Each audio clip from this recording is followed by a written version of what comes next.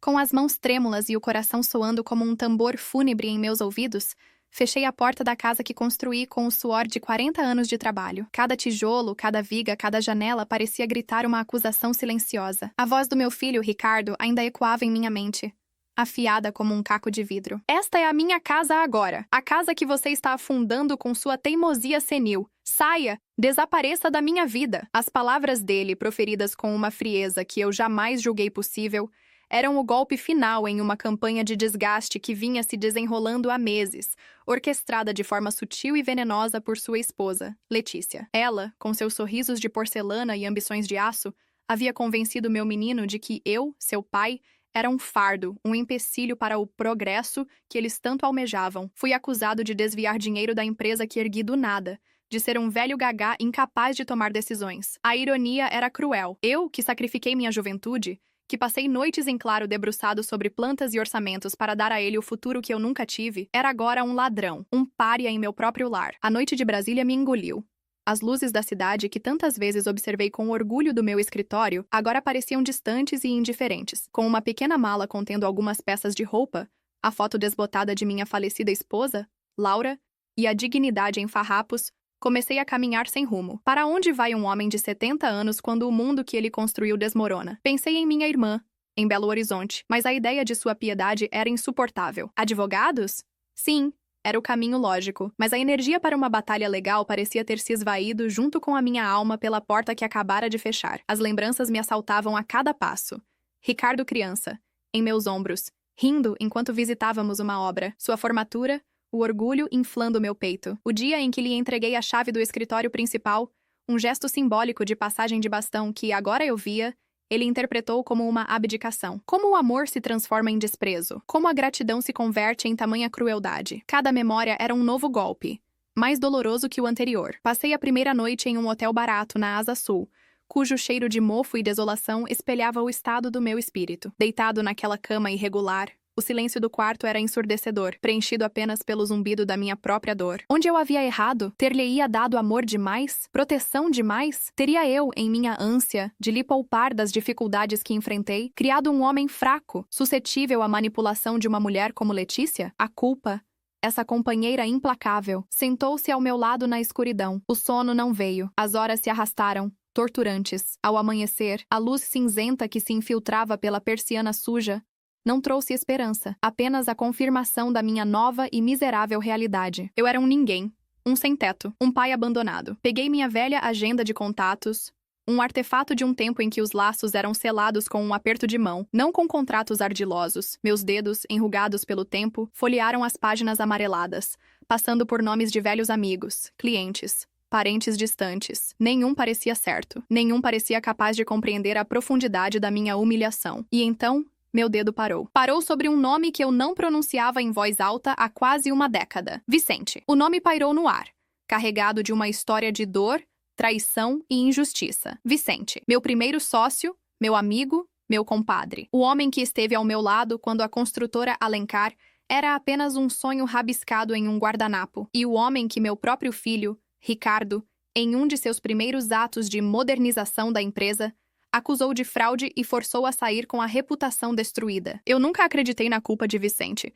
Havia algo em sua honestidade inabalável que sempre me disse que aquilo era uma armação, uma forma de Ricardo provar seu poder. Mais fraco e desejoso de manter a paz com meu filho, eu me calei. Assisti a injustiça acontecer, e meu silêncio foi minha cumplicidade. Ligar para ele agora seria a confissão final da minha própria falha, da minha covardia. Seria pedir ajuda ao homem a quem meu sangue mais próximo havia arruinado. A vergonha me queimava por dentro.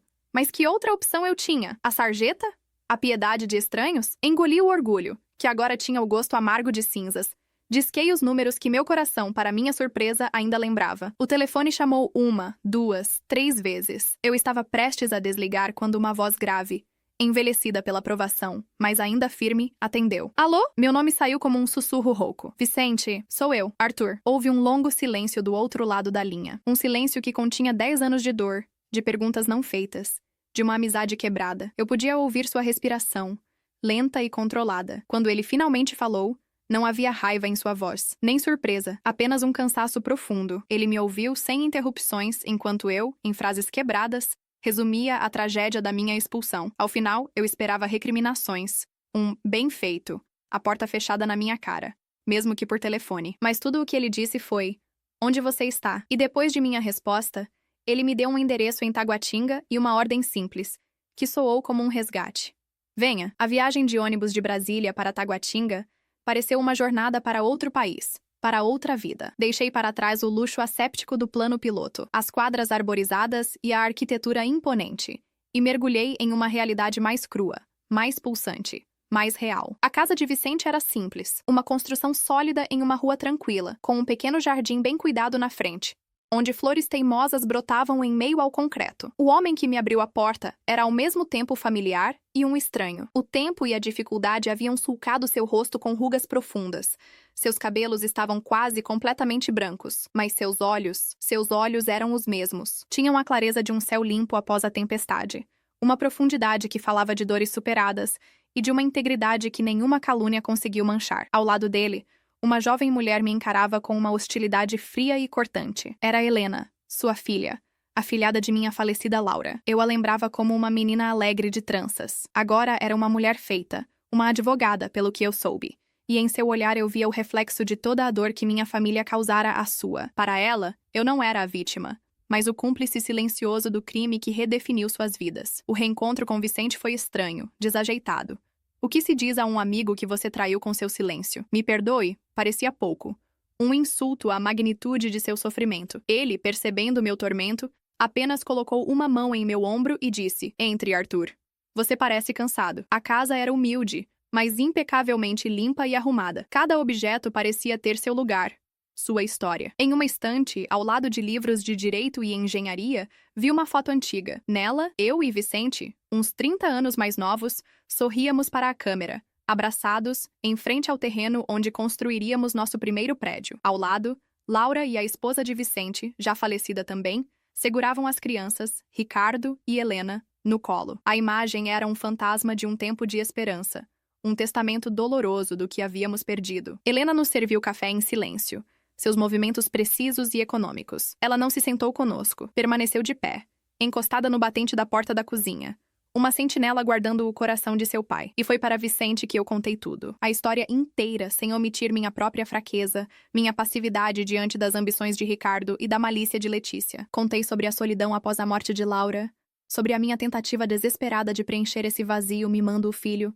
entregando-lhe tudo de bandeja. Falei da acusação de roubo, da humilhação, da porta batida na minha cara. Vicente ouviu tudo, seu rosto uma máscara de impassibilidade. Ele não me consolou, não me julgou, ele apenas ouviu, e seu silêncio era mais reconfortante do que qualquer palavra vazia poderia ser. Quando terminei, a exaustão me venceu. As lágrimas que eu segurava desde a noite anterior finalmente vieram, silenciosas e amargas. E foi então que Helena se moveu. Ela se aproximou, não de mim, mas de seu pai. Colocou a mão em seu ombro, um gesto de proteção. Sua voz, quando falou, era firme. Pai, o senhor tem certeza disso? Vicente olhou para a filha e depois para mim. Em seu olhar, vi uma compaixão que eu não merecia. Todo homem merece um teto, Helena, e um amigo para ouvir sua dor. Mesmo que esse amigo tenha se perdido no caminho. Ele se virou para mim. Fique, Arthur.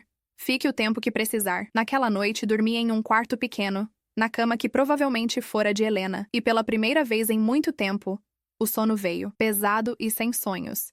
O sono de um náuago que finalmente encontrou um pedaço de terra firme. Os dias que se seguiram foram uma lição de humildade. Eu, Arthur Alencar, que jantava nos melhores restaurantes e dirigia carros de luxo, agora dividia o pão simples na mesa da cozinha de Vicente. Aprendi a lavar minha própria roupa, a ajudar no pequeno jardim, a encontrar valor em tarefas que meu dinheiro sempre pagou para que outros fizessem. Era uma vida despojada de artifícios, e nela comecei a me reencontrar. Vicente raramente falava sobre o passado, sobre a acusação que o destruiu profissionalmente. Mas a história estava presente nas entrelinhas, nas conversas com os vizinhos que o cumprimentavam com um respeito profundo, no orgulho com que ele falava da formatura de Helena, um feito conquistado com o suor de empregos braçais, de bicos como eletricista e encanador. Ele, o engenheiro brilhante, fora reduzido a isso.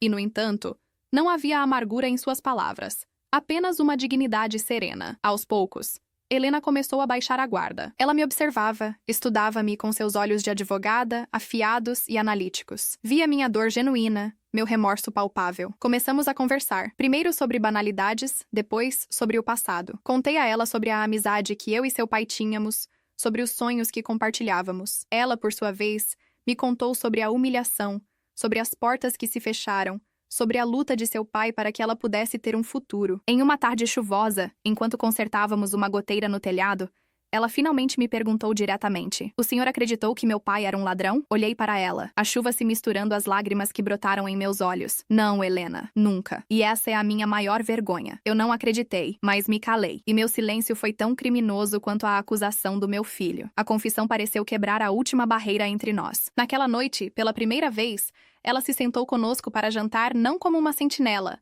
mas como parte daquela nova e improvável família que o destino havia formado. Enquanto minha vida encontrava um novo e inesperado eixo, a de Ricardo começava a girar descontroladamente. Do meu refúgio em Taguatinga, eu apenas podia imaginar, mas as peças se encaixariam mais tarde. Nos primeiros dias após minha expulsão, ele e Letícia viveram uma euforia de poder. A casa era deles. A empresa era dele. Eles realizaram um jantar para amigos, onde Letícia, radiante em um vestido caro, anunciava a nova fase da construtora Alencar. Uma fase moderna, arrojada, livre das amarras do passado.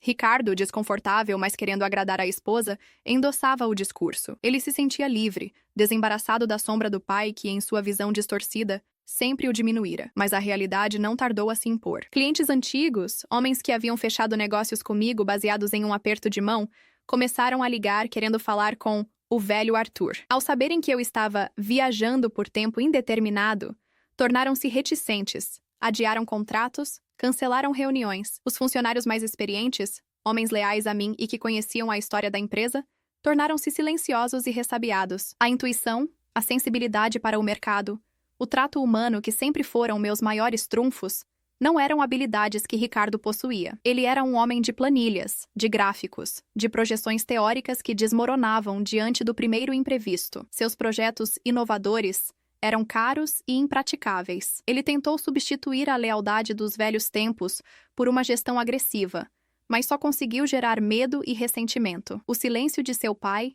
começou a incomodá-lo. Ele esperava um telefonema, um pedido de desculpas, uma súplica para voltar, mas tudo o que havia era o vazio. Ele ligou para minha irmã, sua tia, que com uma frieza que o surpreendeu, informou não ter notícias minhas, e desligou. O controle que ele tanto prezava estava escorrendo por entre seus dedos. O pânico, um roedor invisível, começou a fincar seus dentes em seu coração. Foi Helena quem acendeu a primeira faísca. Motivada pela minha história e pela convicção inabalável na inocência de seu pai, ela decidiu agir. "Não podemos deixar as coisas assim, Arthur", disse ela em uma noite, sua voz carregada de uma nova determinação. "A acusação que fizeram contra o senhor foi a mesma que destruiu a vida do meu pai. É o mesmo modus operandi. Isso não é sobre dinheiro.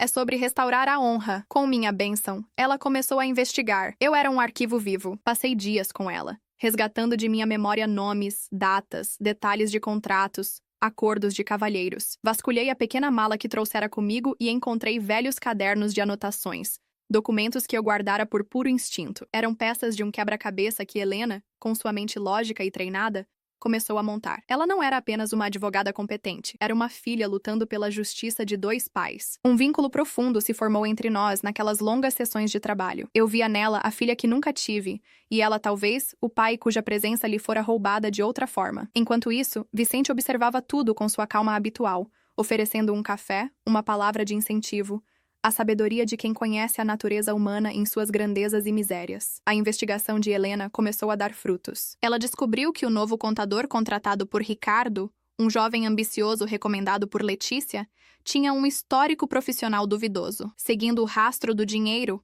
ela encontrou transferências suspeitas, notas fiscais frias, despesas infladas que não correspondiam a nenhuma obra. O dinheiro não estava sendo roubado por um velho senil. Estava sendo sistematicamente desviado para contas offshore, e os gastos extravagantes de Letícia com joias e viagens de luxo eram a ponta de um iceberg de corrupção e ganância. A armadilha montada para mim era, na verdade, a cortina de fumaça para o verdadeiro saque que estava sendo perpetrado por meu filho e minha nora. A situação na construtora tornou-se insustentável. O castelo de cartas de Ricardo estava desmoronando. Credores batiam à porta, obras estavam paralisadas por falta de pagamento a fornecedores, E os melhores engenheiros, sentindo o navio afundar, começaram a pedir demissão. O desespero de Ricardo atingiu o ápice. Cego pela raiva e pelo medo, ele fez a única coisa que sua arrogância lhe permitia: culpar o pai. Em sua mente, era a ausência de Arthur, a sua recusa em colaborar, que estava causando o colapso. Ele precisava de mim de volta. Precisava que eu assinasse documentos, que eu usasse meu nome e minha credibilidade para acalmar os credores. Contratou um detetive particular, um sujeito inescrupuloso que não demorou a encontrar meu paradeiro. Em uma tarde de sábado, o silêncio tranquilo da casa de Vicente foi quebrado por batidas violentas na porta. Era Ricardo. Seu rosto estava contorcido por uma mistura de fúria e pânico. Ele não me cumprimentou. Entrou como um furacão, seus olhos procurando por mim. Eu sabia que o encontraria neste buraco. O que você está fazendo aqui? Com ele? Sua voz gotejava desprezo ao olhar para Vicente. Ele me viu sentado à mesa da sala, cercado por papéis, ao lado de Helena e de seu pai. O choque em seu rosto foi monumental. Ver-me ali, aliado ao homem que ele havia destruído, era algo que sua mente não conseguia processar. Era a traição final, a mais incompreensível. O que esse ladrão está fazendo? Envenenando sua mente contra mim? Vamos, pai, levante-se! Você vai voltar para casa e consertar a bagunça que causou. Ele se moveu para me agarrar pelo braço, mas Helena se levantou, postando-se entre nós. Sua calma era aterrorizante. Eu não faria isso se fosse você, Ricardo. Ricardo parou, surpreso pela intervenção. Ele olhou para Helena como se a visse pela primeira vez. Não a menina de tranças, mas a mulher, a advogada. E quem é você para me impedir? Ele zombou. Helena não se alterou. Eu sou a advogada do seu pai, ela disse, sua voz cortante como aço, e também a advogada do meu. E nós temos alguns assuntos a discutir com você. Naquele momento, ela começou a expor, ponto por ponto, os resultados de sua investigação. Falou das contas na Suíça, do contador fantasma, das notas fiscais falsificadas para cobrir as viagens de Letícia a Paris, dos empréstimos fraudulentos feitos em nome da empresa. A cada frase, o rosto de Ricardo passava da arrogância para a incredulidade, e da incredulidade para o puro pavor. Ele balbuciava negações, olhava para mim em busca de algum sinal, mas eu permaneci em silêncio, o rosto uma máscara de dor. A verdade, nua e crua, estava sendo servida à sua frente. Não por mim, seu pai, mas por aquela mulher, a filha do homem que ele humilhou. Isso é mentira. É uma armação de vocês para tomar a empresa de mim, ele gritou desesperado. Vicente, que até então permanecera em silêncio, se levantou. Sua presença encheu a sala. Ele olhou para Ricardo não com ódio, mas com uma tristeza profunda. Você nunca entendeu, não é, meu filho? Ele disse, e o uso da palavra filho soou mais como uma condenação do que como um termo de afeto. Honra, caráter, são coisas que o dinheiro não compra e que você jogou no lixo. Helena deu o golpe final. Com base nestas provas, estamos entrando com uma ação criminal contra você, seu contador e sua esposa por fraude, estelionato e formação de quadrilha, e uma ação cível, em nome de Arthur Alencar, para reaver o controle acionário da empresa que você tentou roubar. O choque de Ricardo foi enorme. Não apenas pela iminência da ruína legal e financeira. O choque foi descobrir que a pessoa para quem eu liguei em meu momento de maior desespero não foi um parente, um amigo qualquer, mas sim a sua vítima. Aquele telefonema, aquele ato de procurar Vicente, foi o meu veredito final sobre o caráter do meu próprio filho. Naquele instante, Ricardo não viu um pai senil e fraco. Ele viu um juiz. E o réu era ele. A revelação caiu como uma bomba no mundo de Ricardo. Ele voltou para casa, para a mansão que agora parecia uma prisão dourada, e confrontou Letícia. A fachada de porcelana dela se quebrou sob o peso da evidência. Entre lágrimas de crocodilo e acusações mútuas, ela confessou tudo. Confessou ter manipulado os relatórios, ter plantado a semente da desconfiança na mente de Ricardo, ter alimentado sua ambição até transformá-la em um monstro que devorou tudo, inclusive seu próprio casamento. A discussão foi feia, cheia de recriminações amargas. Naquela mesma noite, Letícia fez as malas e desapareceu, levando consigo as joias e o pouco dinheiro que restava em suas contas conjuntas. Ricardo ficou sozinho com a empresa em ruínas, com um processo criminal iminente e com o fantasma de sua própria traição. A notícia se espalhou como fogo em palha seca pelo círculo social e empresarial de Brasília. O filho que expulsou o pai para roubá-lo. A história era boa demais, trágica demais para não virar o assunto principal em jantares e reuniões. As portas que antes se abriam com um sorriso, agora se fechavam na sua cara. Os amigos não atendiam mais suas ligações. Ele se tornou um pária, a personificação do filho ingrato, do empresário fracassado. Sua queda foi tão espetacular quanto sua ascensão fora meteórica, e no silêncio de sua casa vazia, Ele finalmente entendeu. O verdadeiro choque não foi a descoberta da fraude, nem o processo judicial. O verdadeiro choque foi a aliança improvável entre seu pai e Vicente. Aquilo era um espelho que refletia a sua própria baixeza moral. Seu pai, em sua hora mais sombria, não buscou refúgio no poder ou na vingança, mas na integridade daquele a quem ele, Ricardo, havia injustiçado. Era um golpe mais profundo do que qualquer sentença judicial poderia ser. Em Taguatinga, não havia celebração. A vitória legal que se desenhava tinha um gosto amargo para mim. Ver meu filho, meu único filho, naquela posição de desespero e humilhação, não me trazia alegria, apenas uma tristeza avassaladora. Onde estava a minha parcela de culpa? O que eu poderia ter feito diferente? A dor de um pai pela queda de um filho é uma dor complexa, um emaranhado de amor, decepção e responsabilidade. Foi Vicente, mais uma vez, quem me mostrou o caminho. Em uma noite, sentados no pequeno jardim sob as estrelas, ele me disse: "A justiça não precisa ser vingança, Arthur. A justiça pode ser uma professora. Dura, mas justa. O menino precisa aprender. Destruí-lo não vai ensinar nada a ele, nem curar sua dor." Suas palavras, nascidas de sua própria experiência de ter sido destruído e se reerguido, ressoaram em mim. Helena, inicialmente, era a favor de levar o processo até as últimas consequências. Para ela, era uma questão de princípio, de fazer Ricardo pagar por cada lágrima que seu pai derramou. Mas vendo minha angústia e ouvindo a sabedoria de Vicente, ela começou a ponderar. O objetivo era restaurar a honra, não aniquilar uma vida, por mais equivocada que ela tenha sido. Juntos, nós três, a mais improvável das alianças, traçamos um plano. Não seria um plano de absolvição, mas de redenção. Uma oportunidade para Ricardo, se ele fosse homem o suficiente para aceitá-la. Helena redigiu o acordo. As acusações criminais seriam suspensas, mas não retiradas. Elas ficariam como uma espada sobre sua cabeça. Ele teria que ceder o controle total da construtora Alencar a um novo conselho administrativo, formado por mim, por Vicente e por ela como conselheira legal. Ele teria que entrar em um programa de restituição financeira, devolvendo cada centavo desviado. E a parte mais difícil, ele teria que começar de baixo. Helena marcou uma reunião no antigo escritório da construtora, agora um lugar silencioso e quase fantasmagórico. Ricardo chegou, visivelmente mais magro, abatido. Ele parecia ter envelhecido 10 anos em poucas semanas. Sentou-se diante de nós, sem a arrogância de antes. Apenas com a exaustão de um homem derrotado. Ele esperava a sentença final. A prisão. A ruína completa. Helena, com sua postura profissional, leu os termos do acordo. Ele ouviu tudo em silêncio. Sua expressão indecifrável. Quando ela terminou, ele não disse nada por um longo tempo. Apenas olhou para mim. E pela primeira vez, eu não vi raiva ou desprezo em seus olhos. Eu vi uma pergunta silenciosa sobre o porquê. Por que eu estava lhe oferecendo uma saída, por menor que fosse? Por quê? Ele finalmente perguntou, a voz rouca. Olhei para Vicente, que assentiu levemente. Porque a vida já lhe deu a maior das punições, Ricardo. Eu disse, minha voz firme, mas sem rancor. Há de olhar no espelho e não gostar do que vê. O resto é só tijolo e cimento. E isso a gente pode reconstruir. O caráter é uma obra mais difícil. Ele baixou a cabeça e pela primeira vez desde que era um menino pequeno, eu vi meu filho chorar. Eram lágrimas de vergonha, de arrependimento. De um homem que finalmente entendeu o peso de suas escolhas. Ele aceitou. Aceitou cada termo sem contestar. Os meses seguintes foram de uma reconstrução lenta e dolorosa. A construtora Alencar, sob a nova direção de Arthur e Vicente, começou a se reerguer. A notícia da volta da velha guarda restaurou a confiança do mercado. Clientes voltaram. Fornecedores reabriram o crédito.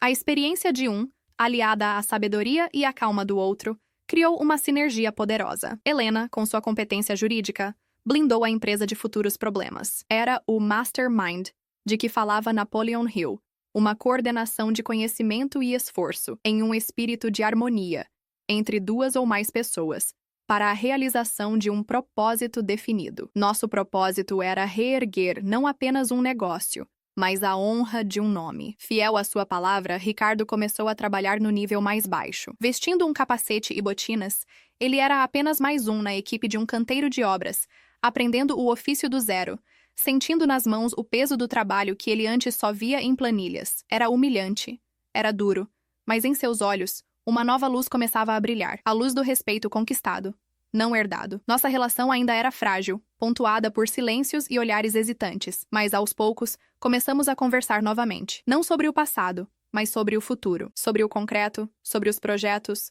sobre o dia a dia do trabalho. Eu não voltei para a minha antiga casa. Aquela casa estava manchada por memórias dolorosas. Eu encontrei um novo lar, um apartamento menor, mais simples, mas não estava sozinho. Vicente e eu nos tornamos inseparáveis. Dois velhos amigos que recuperaram o tempo perdido. Helena se tornou a filha que a vida me deu. A minha família não era mais definida por laços de sangue, mas por laços de lealdade, perdão e respeito mútuo. A história não terminou com um final de conto de fadas, mas com a realidade de uma nova manhã. Uma manhã em que um pai, expulso e humilhado, descobriu que o telefonema mais chocante de sua vida não foi um ato de desespero, mas o primeiro passo para reconstruir sua casa sobre um alicerce muito mais forte, o da verdadeira dignidade. Contagem de palavras, 4.812.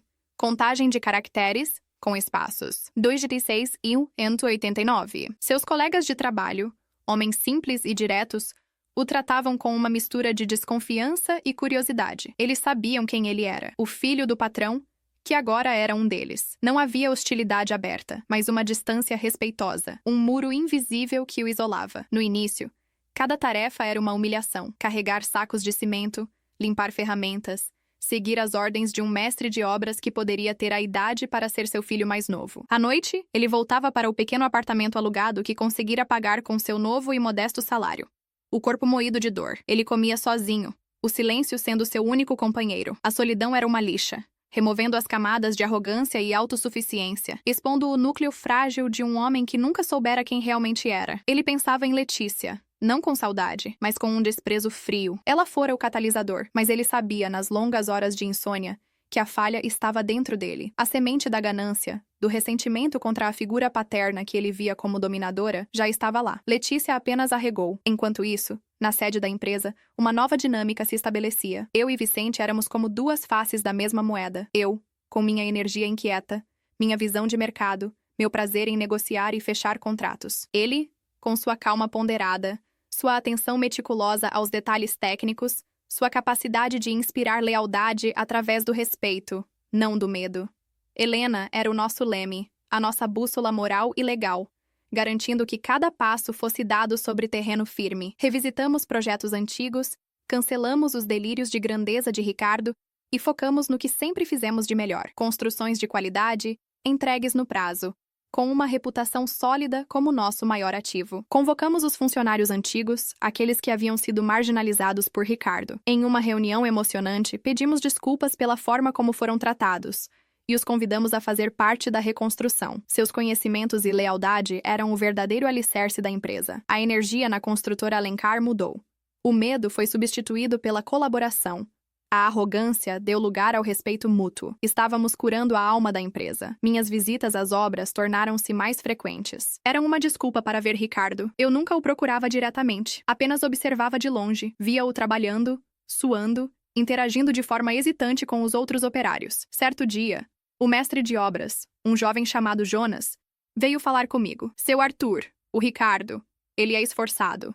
Não reclama. Faz o que tem que ser feito. No começo, a gente achou que ele não ia durar uma semana, mas ele está aqui, todo dia. Aquelas palavras simples foram como um bálsamo para o meu coração. Naquela tarde, ao final do expediente, vi Ricardo sentado sozinho em um monte de areia, bebendo água de uma garrafa plástica, o olhar perdido no horizonte. Tomei coragem e me aproximei. Sentei-me ao seu lado. Ficamos em silêncio por um longo tempo. O som da cidade ao longe preenchendo o espaço entre nós. Seu avô... Comecei, minha voz um pouco vacilante. Começou como servente de pedreiro. Ele costumava dizer que você só conhece o valor de uma parede se ajudar a levantá-la. Ricardo não me olhou, mas eu vi que ele engoliu em seco. Eu nunca conheci o vovô direito, ele murmurou. Você nunca me contou muito sobre ele. Aquela frase me atingiu. Ele tinha razão. Em minha ânsia de lhe dar um futuro melhor, eu o havia desconectado do passado, de nossas origens humildes. Eu lhe dei tudo, menos a noção do valor das coisas. Ele era um homem bom, honesto. Eu disse. Ele teria vergonha de mim. A confissão de Ricardo foi um sussurro, quase inaudível, mas para mim soou como um trovão. Foi a primeira vez que ele verbalizou seu sentimento. A primeira fresta de verdadeira vulnerabilidade. Ele teria orgulho do homem que está sentado aqui agora. Respondi. O orgulho não está em nunca cair, Ricardo. Está em ter a força para se levantar. Pela primeira vez em meses, nossos olhares se encontraram, e naqueles olhos cansados, eu vi o meu menino de novo. A estrada para o perdão seria longa, mas naquele momento, eu soube que havíamos dado o primeiro passo. A vida continuou seu curso. A empresa se solidificou. Vicente e eu, além de sócios, redesenhamos nossa amizade. Passávamos horas conversando. Não apenas sobre trabalho, mas sobre a vida, sobre perdas, sobre o futuro. Ele me apresentou aos seus amigos do bairro, a um mundo de simplicidade e laços comunitários que o dinheiro não pode comprar. Joguei bocha, participei de churrascos de laje, aprendi a apreciar a beleza de uma vida sem ostentação. Helena se tornou uma presença constante em minha vida. Jantávamos juntos, íamos ao cinema, e ela me contava sobre seus casos, suas paixões, suas frustrações. Eu lhe dava conselhos paternais, e ela, com sua visão de mundo moderna, me ajudava a entender as novas gerações, a entender melhor até mesmo os erros que cometi com Ricardo. Ela preencheu um vazio em meu coração que eu nem sabia que existia. Ricardo, por sua vez, continuava sua jornada. Ele foi promovido de servente a ajudante de armador. Começou a entender as plantas, a questionar os processos, a dar sugestões. Jonas, o mestre de obras, passou a confiar nele. Os outros operários começaram a chamá-lo para o futebol depois do expediente. Ele estava lentamente construindo uma nova identidade, uma baseada em seu próprio mérito. Um ano depois daquela tarde fatídica, um novo desafio se apresentou. Ganhamos a licitação para um grande projeto social, a construção de um centro comunitário em uma área carente do Distrito Federal. Era um projeto complexo, com um orçamento apertado e um prazo desafiador. Era um projeto que exigia não apenas competência técnica, mas também alma. Vicente e eu decidimos que Jonas seria o mestre de obras principal. E em uma reunião tensa em nosso escritório, oferecemos a Ricardo o cargo de seu assistente direto. Era um salto, um voto de confiança. Ele ficou chocado. Olhou para mim, para Vicente, para Helena, que estava presente. Eu não sei se estou pronto, ele disse, a insegurança evidente em sua voz. Nós sabemos, disse Vicente, com sua calma tranquilizadora. Você está. Ricardo aceitou. E naquele projeto, ele floresceu. Ele não era mais o filho do patrão. Ele era o Ricardo, o cara que entendia do riscado, que trabalhava lado a lado com todos, que ouvia as necessidades da comunidade, que encontrava soluções criativas para os problemas que surgiam. Ele se tornou um líder, não pela imposição do cargo, mas pelo respeito que conquistou. No dia da inauguração do centro comunitário, o sol brilhava em Brasília. Havia políticos, jornalistas, mas o mais importante, havia a comunidade. Crianças corriam pelo novo parquinho, idosos conversavam nos bancos, jovens jogavam basquete na quadra recém-pintada. De um canto, eu, Vicente e Helena observávamos tudo. Vimos Ricardo, no meio da multidão,